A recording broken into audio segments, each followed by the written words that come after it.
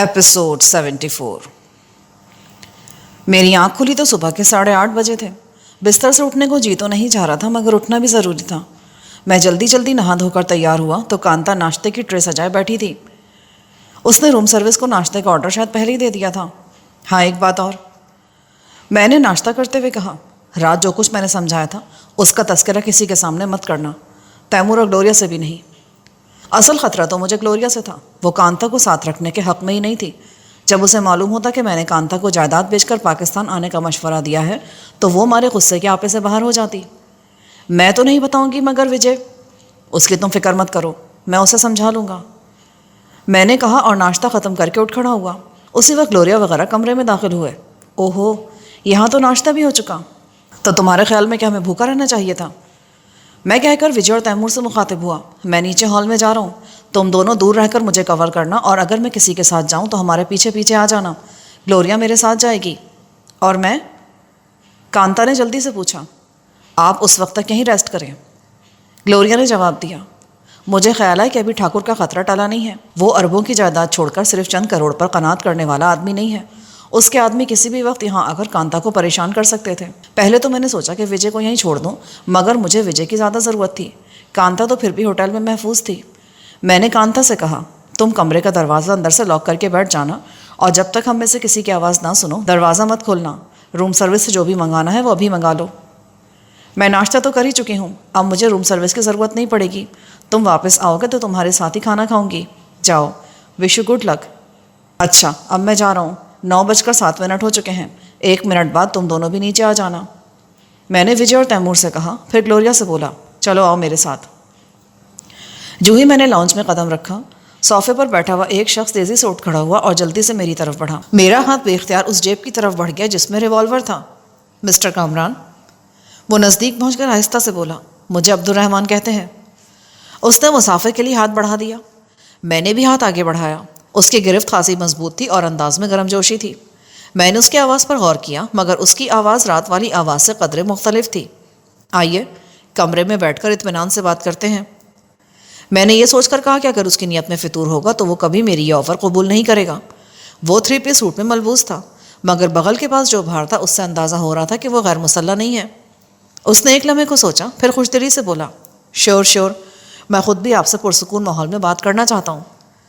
Sorry darling, میں Gloria سے مخاطب ہوا، اب میں تمہارے ساتھ نہیں جا سکوں گا، میرے مہمان آ گئے ہیں۔ تم انڈیا گھومنے آئی ہو، تمہیں کوئی گائیڈ مل جائے گا۔ اٹس آل رائٹ، آنے والا جلدی سے بولا، میں آپ کا زیادہ وقت نہیں لوں گا۔ پھر وہ گلوریا سے مخاطب ہوا، madam if you don't mind, it's all right, میں انتظار کر لوں گی، مجھے کوئی جلدی نہیں ہے۔ گلوریا نے اس کی بات کاٹ دی۔ ہم لوگ باتیں کرتے ہوئے دوبارہ اوپر آ گئے۔ اس وقت تیمور اور وجے کمرے سے نکل کر لفٹ کی طرف بڑھ رہے تھے۔ میں اس شخص کو اپنے کمرے میں نہیں لے جانا چاہتا تھا۔ میں نے دانستہ عبد الرحمن کو، یا وہ جو کوئی بھی تھا، اسے آگے رکھا تھا۔ تیمور میرے نزدیک سے گزرا تو میں نے اس سے کمرے کی چابی لے لی۔ جب میں کمرے کا لاک کھول رہا تھا تو میں نے تیمور اور وجے کو لفٹ تک جا کر واپس آتے دیکھا۔ گلوریا اپنے کمرے کی طرف بڑھ گئی تھی۔ کمرے کا دروازہ لاک کرنے کے بعد میں نے اسے بیٹھنے کا اشارہ کیا اور سرد لہجے میں بولا، ہاں بولو، کیا بات ہے؟ رات فون کی بات چھوڑو، تم عبد الرحمن نہیں ہو، آخر تمہیں جھوٹ بولنے کی کیا ضرورت تھی؟ آپ پہلے میری پوری بات تو سن لیں۔ وہ بھی چنچلا کیا؟ سناؤ، مگر اس میں کوئی کہانی ڈالنے سے پہلے یہ سوچ لینا کہ کہیں کوئی جھول نہ آنے پائے۔ میں کافی عرصے سے اسی قسم کی کہانیاں سنتا آ رہا ہوں۔ What do you think about me? آنے والا بھنا کر کھڑا ہو گیا۔ میں کوئی چپراسی یا آپ کا گھریلو ملازم ہوں جو آپ مجھ سے اس لہجے میں بات کر رہے ہیں؟ اس پر تم نے مجھے خود ہی مجبور کیا مسٹر۔ تم نے گفتگو کی ابتدا ہی جھوٹ پر رکھی۔ میں تو آج کل اپنے سائے سے بھی بھڑک رہا ہوں۔ وہ نام صرف شناخت کے لیے تھا۔ میں ہائی کمیشن سے خاص طور پر آپ کے لیے CMLA کا پیغام لے کر آیا ہوں۔ میرے بدن میں چیونٹیاں سی رینگنے لگی۔ پاکستان کے CMLA کو میری کیا ضرورت پڑ گئی تھی؟ میں نے دل ہی دل میں سوچا، کیا میسج ہے؟ یہ تو آپ کو سفارت خانے سے ہی معلوم ہوگا۔ آپ جس وقت چاہیں فرسٹ یا سیکنڈ سیکرٹری سے ملاقات کر سکتے ہیں۔ اس نے جیب سے اپنا والیٹ نکال کر ایک وزٹنگ کارڈ میرے حوالے کیا۔ اس پہ ہائی کمیشن کے نمبر بھی ہیں، مگر یہاں سے فون مت کیجیے گا، اکثر آپریٹر بات سن لیتے ہیں۔ پھر مجھے شبہ کیا، بلکہ یقین ہے کہ ہمارے سب فون آبزرویشن پر ہوں گے، اسی لیے ہم نے عبد الرحمن کا فرضی نام استعمال کیا اور آپ کا بھی نام نہیں لیا۔ تو گویا اس کے لیے مجھے ہائی کمیشن جانا ہوگا؟ جی ہاں، یہ زحمت تو آپ کو کرنا پڑے گی۔ ایسا نہیں ہو سکتا کہ وہ صاحب مجھ سے کہیں اور کسی ہوٹل یا پبلک پلیس پر ملاقات کر لیں۔ آپ بھی جانتے ہوں گے کہ ہائی کمیشن کے ایک ایک فرد کی نگرانی ہوتی ہے۔ وہ کہاں گیا، کس سے ملا، یوں آپ بھی تو انڈین انٹیلیجنس کی نظروں میں ہی ہیں۔ فرسٹ سیکرٹری صاحب بھی مشتبہ ہو جائیں گے۔ اس کی بات میں خاصا وزن تھا۔ لیکن میں ہائی کمیشن گیا تو وہاں کے لوگ شبے کی زد میں نہیں آئیں گے کیا؟ وہ چند لمحے سوچتا رہا، پھر بولا، یہ پرابلم بھی اپنی جگہ موجود ہے۔ واقعی یوں تو سبھی لوگ شبے کی زد میں آئیں گے۔ میں سلسلے میں متعلقہ لوگوں سے ڈسکس کروں گا۔ یہ اتنی بڑی بات نہیں کہ آپ اسے ڈسکس کریں، میں کل کسی وقت ان سے مل لوں گا۔ بس ان صاحب کو آپ یہ بتا دیجیے گا کہ میں بھی عبد الرحمن کا کوڈ استعمال کروں گا اور کسی کو شبہ بھی نہیں ہوگا۔ پھر میں ہنس کر بولا، میرا خیال ہے کہ آپ کا تعلق ہائی کمیشن سے نہیں ہے بلکہ کسی اور ایجنسی سے ہے۔ آپ اس بات کو چھوڑیں، مجھے بس اتنا بتا دیں کہ آپ کس وقت ملاقات کریں گے۔ شام کو 5 بجے تک کسی بھی وقت میں ان سے مل لوں گا، میں کوئی ٹائم نہیں دے سکتا۔ اوکے مسٹر کامران، میں آپ کا میسج متعلقہ افراد تک پہنچا دوں گا۔ اب مجھے اجازت دیں۔ دیکھیے باتوں میں چائے تو رہ ہی گئی، میں نے ہنس کر کہا۔ اب آپ بیٹھیں، چائے پی کر جائیے گا۔ بس اب میں چلوں گا، مجھے صاحب کو انفارم بھی کرنا ہے۔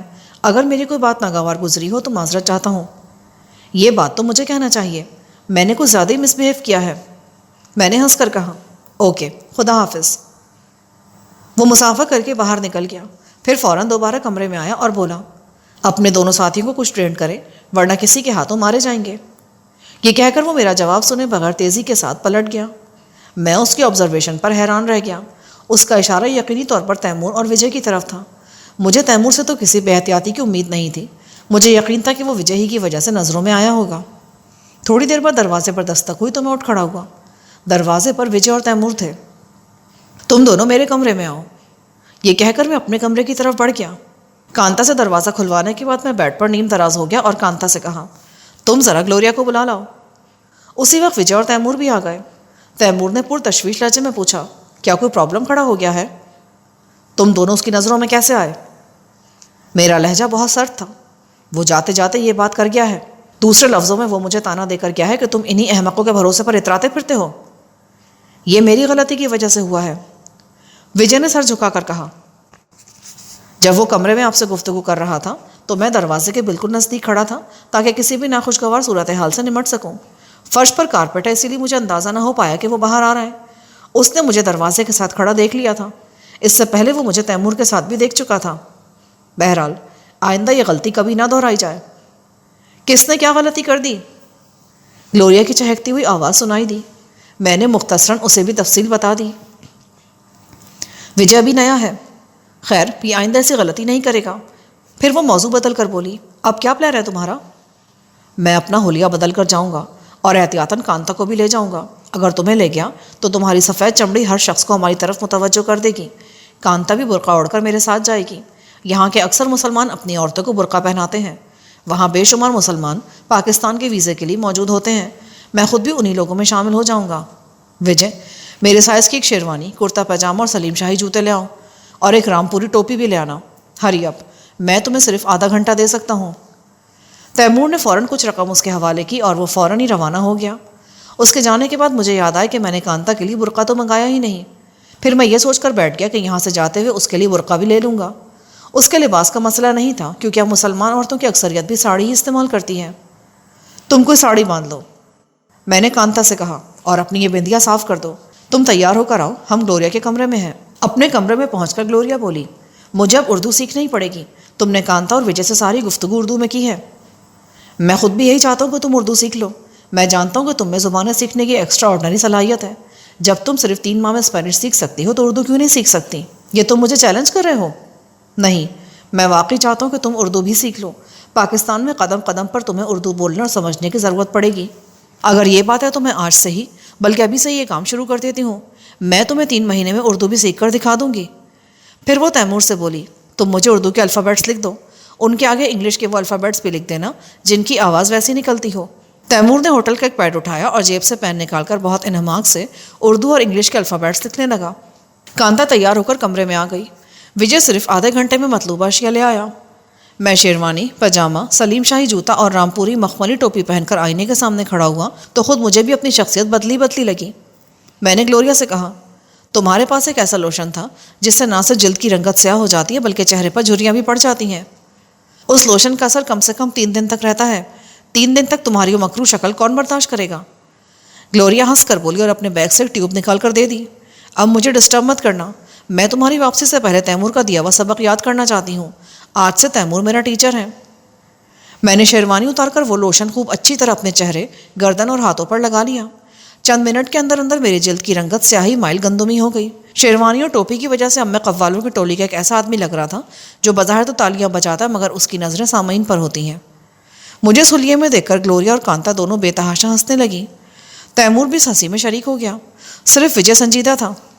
तुम दोनों हस्बे मामूल मेरे पीछे आओगे, मगर इस दफ़ा को ऐसी गलती ना हो कि लोग तुम्हें मेरे साथी की हैसियत से पहचान लें। ये कहकर मैं कांता के साथ बाहर निकल गया। उसका खूबसूरत और सुडौल जिस्म साड़ी में मजीद क़यामत ढा रहा था। मैंने उसे बुर्का उड़ाने का इरादा तर्क कर दिया। यूँ भी सिवाय उसके चचा और उसके आदमियों के उसे कौन पहचानता था। बग़ैर बुर्क़े के वो मेरे लिए ज़्यादा कारामद साबित हो सकती थी।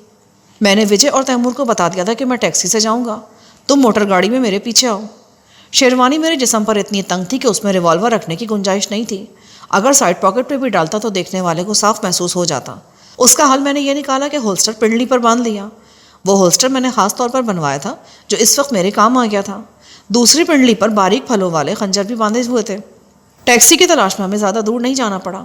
यूँ तो होटल के बाहर भी कई टैक्सियाँ मौजूद थीं, मगर मैं वहाँ से टैक्सी नहीं लेना चाहता था। मैं कांता के साथ कुछ दूर पैदल चलता रहा। रास्ते में चलने वाला हर शख्स कांता को ऐसे देख रहा था जैसे खा जाएगा। वो थी ही इतनी हसीन और पुरकशिश कि हर देखने वाले की निगाह उसके चेहरे और जिस्म पर गोया चिपक कर रह जाती थी। अगले चौक से मुझे टैक्सी मिल गई और मैं ड्राइवर को हाई कमीशन का एड्रेस बताकर टैक्सी में बैठ गया। ड्राइवर भी बार बार कनखियों से बैकव्यू मिरर में कांता को देख रहा था। मैंने गैर महसूस अंदाज में पीछे देखा। काफ़ी फासले पर मुझे विजय और तैमूर की गाड़ी नजर आई। वो लोग इस मरतबा बहुत मोहतात थे। ड्राइवर ने हमें हाई कमीशन के सामने उतारा तो वहाँ वीज़ा हासिल करने वालों की एक तवील कतार थी। उतरते ही हमें 4-5 एजेंसियों ने घेर लिया। वो सब ये दावा कर रहे थे कि 1 घंटे के अंदर अंदर हमारा वीज़ा लगवा देंगे। नहीं चाहिए वीज़ा, देख नहीं रहे हो कि खातून भी हमारे साथ हैं। तुम लोगों को दूर से बात करनी चाहिए, सर पर चढ़े आ रहे हो। तो इन खातून को साथ लिए क्यों फिर रहे हो बड़े मियाँ? घर में बंद करके रखो। अच्छा, अब तुम सब लोग भागो यहाँ से। हमारा क्या नाम के ताल्लुकात हैं यहाँ के क्लर्क अब्दुल-रहमान से, वो सब काम क्या नाम के करा देगा। उन लोगों से निमटने के बाद मैं गेट की तरफ बढ़ा तो पठान चौकीदार रास्ते में हाइल हो गया। किधर जाता है? इधर किससे मिलने का है? अपने सिक्योरिटी ऑफिसर को बुलाओ, तुम्हें तो बात करने की भी तमीज़ नहीं। डांट खाकर चौकीदार एकदम अपनी औकात में आ गया। नाराज़ क्यों होता है साहब? इधर तो लोग सुबह से शाम तक परेशान करता है, इसीलिए। तुमने सुना नहीं मैंने क्या कहा? आप इधर ठहरो, मैं अभी साहब को बुलाता हूँ। उसकी वापसी 10 मिनट बाद हुई। उसके साथ 40-42 साल एक शख्स भी मौजूद था। उसके चेहरे पर ऐसी रौनक थी जैसे पाकिस्तान का चीफ मार्शल एडमिनिस्ट्रेटर वही हो। जी फरमाइए, मैं क्या खिदमत करूँ आपकी? उसके लहजे में तंज था। मुझे फर्स्ट सेक्रेटरी साहब से मिलना है, मेरी ये स्लिप अंदर भिजवा दो। मैंने उससे नोटबुक और पेन लेकर उस पर अब्दुल-रहमान लिखा और स्लिप फाड़कर उसके हवाले कर दी। ये स्लिप तुम अभी और इसी वक्त उन्हें पहुँचाओगे? इस मरतबा मैंने मजीद सख्त लहजे में कहा। मगर वो तो अभी मीटिंग। मैंने जो कहा उस पर अमल करो, वरना नताइज के जिम्मेदार तुम खुद होगे। मगर वो मीटिंग में हो या बाथरूम में, यह स्लिप अभी और इसी वक्त उन तक पहुंचनी चाहिए। उसमें मजीद सवाल जवाब की जरूरत नहीं थी। चौकीदार अलग से हमें खड़ा था। सिक्योरिटी ऑफिसर ने हमें अंदर बुला लिया था। गेट के साथ ही चौकीदार का रूम था। उससे कुछ फासले पर 2-3 कमरे और थे जिनमें गालिबन क्लर्क या इस्तकबालिया काउंटर थे, क्योंकि उनकी खिड़की इमारत के बाहर की तरफ खुली हुई थी। चौकीदार ने मुझे अपने कमरे में बैठने की पेशकश की, मगर मैंने वहीं खड़े रहने को तरजीह दी। सिक्योरिटी ऑफिसर ने वापसी में 10 मिनट भी नहीं लगाए। वो शायद दौड़ता हुआ वहाँ आया था। चलिए, साहब आपको बुला रहे हैं। फर्स्ट सेक्रेटरी अधेड़ उम्र और बावकार पर्सनैलिटी के मालिक थे। उन्होंने खड़े होकर मेरा इस्तकबाल किया। तशरीफ़ रखिए, ज़हमत के लिए माजरत खा हूँ। असल में आप पहले फ़ोन पर इन्फॉर्म करते थे तो इतनी जहमत ना होती।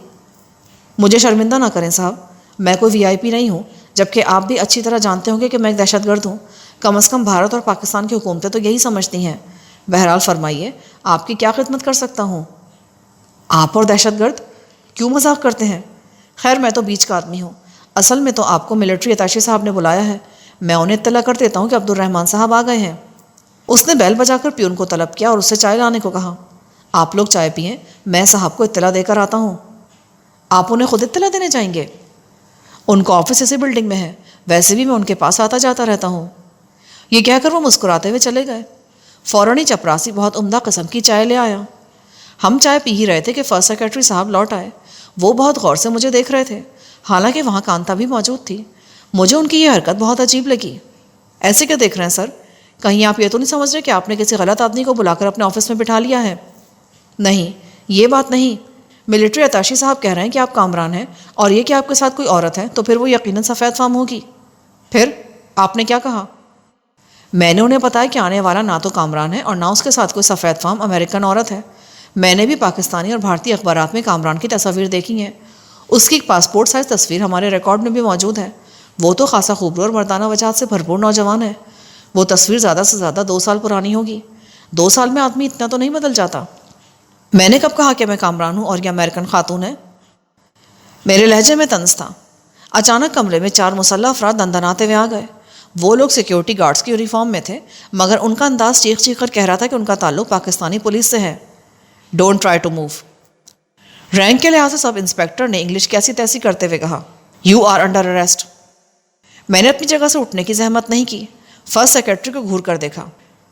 Mister secretary, what's going on? Can you please explain? اس نے جیب سے رومال نکالا اور پیشانی پر نمودار ہونے والے پسینے کو صاف کرتے ہوئے بولا، I don't know what's all this, but believe me I only informed about you and please. میں نے اسے ٹوک دیا، یہ کوئی بات کرنے کا طریقہ نہیں ہے. یہ میں آپ کے بارے میں نہیں بلکہ ملٹری اتاشی صاحب کے بارے میں کہہ رہا ہوں. I am sorry again. Secretary صاحب ندامت سے بولے، don't mention please. I know the game. میں نے کہا، آپ دونوں کو ہمارے ساتھ چلنا ہے. سب انسپیکٹر نے درشت لہجے میں کہا، اپنے ہاتھ اٹھا اور میرے آگے آگے چلیں. اس کا لہجہ بے حد توہین آمیز تھا. میں نے اسے ہلکا پھلکا سبق سکھانے کا فیصلہ کر لیا. وہ مجھے ہاتھوں اور چہرے کی جھریوں اور جھلسی ہوئی رنگت سے کوئی بوڑھا اور کمزور آدمی سمجھ رہا تھا، اسی لیے خاصا غیر محتاط تھا. میں نے دونوں ہاتھ کرسی کے ہتھے پر رکھے اور آہستگی سے اٹھ کھڑا ہوا. اٹھتے ہوئے میں نے غیر محسوس طریقے سے کرسی بھی ہتھوں سے پکڑ کر چند انچ اوپر اٹھائی. پھر پیچھے دیکھے بغیر وہ کرسی میں نے پوری قوت سے سب انسپیکٹر کی طرف اچھال دی. کرسی اس کی پیشانی پر لگی. میں اتنی پھرتی سے پلٹا کہ زمین پر کرسی گرنے سے پہلے اس پر کک رسید کر دی. میری یہ ضرب زیادہ شدید تھی. سب انسپیکٹر کے منہ سے اذیت نہ کرا بلند ہوئی اور وہ لڑکھڑا کر دیوار سے ٹکرا گیا. اس کا ریوالور بھی ہاتھ سے گر گیا تھا. سب انسپیکٹر کے ایک ماتحت نے حاضر دماغی اور فرض شناسی کا مظاہرہ کرتے ہوئے مجھ پر فائر جھونک مارا.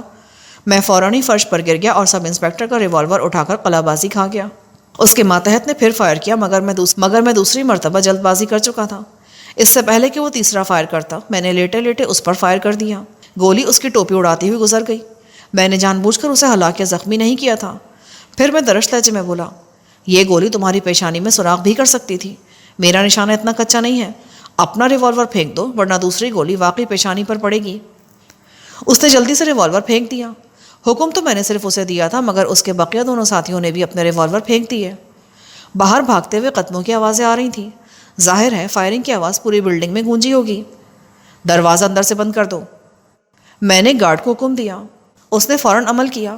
میں آہستہ آہستہ سب انسپیکٹر کی طرف بڑھا اور اس کے گریبان پکڑ کر چہرے پر چٹاک سے تھپڑ رسید کر دیا. یہ سب کیا ہو رہا ہے؟ سیکرٹری صاحب بوکھلا کر بولے، کسی پر ہتھیار اٹھانے سے پہلے اچھی طرح سوچ سمجھ لیا کرو کہ تم اسے استعمال بھی کر سکو گے یا وہ اسے تم پر استعمال کر لے گا. ایم اے صاحب نے یہ ہرگز نہیں کہا ہوگا کہ ہمیں تم گن پوائنٹ پر ان کے پاس لے کر آؤ. میں نے اس کے منہ پر دوسرا ہاتھ رسید کرتے ہوئے کہا. وہ لڑکھڑا کر پھر دیوار سے ٹکرا گیا. سوری سر، مجھے یقین آ گیا ہے کہ آپ واقعی کامران ہیں. دل تو میرا چاہ رہا تھا کہ مار مار کر اس کا حلیہ بگاڑ دوں، مگر باہر سے مسلسل دروازے پر دستک ہو رہی تھی.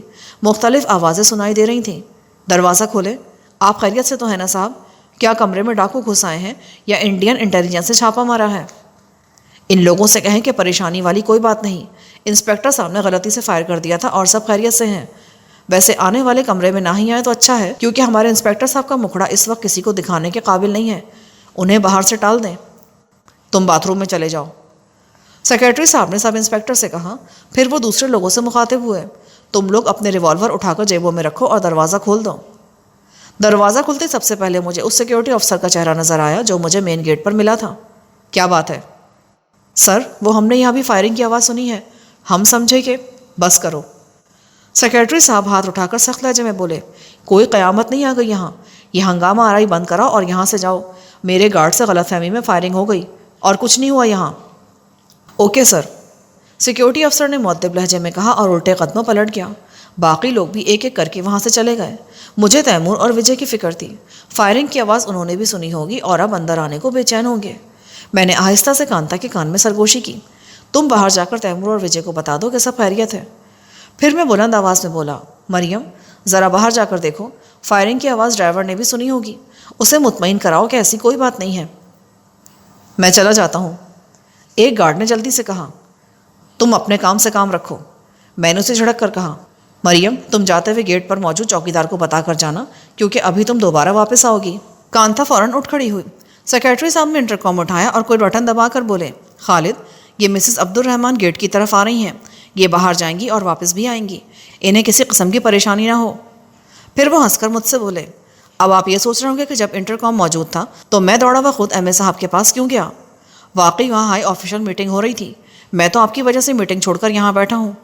پھر وہ بلند آواز میں بولے، اب باہر آ جاؤ۔ شاید وہ سب انسپکٹر سے مخاطب تھے جو باتھ روم میں تھا۔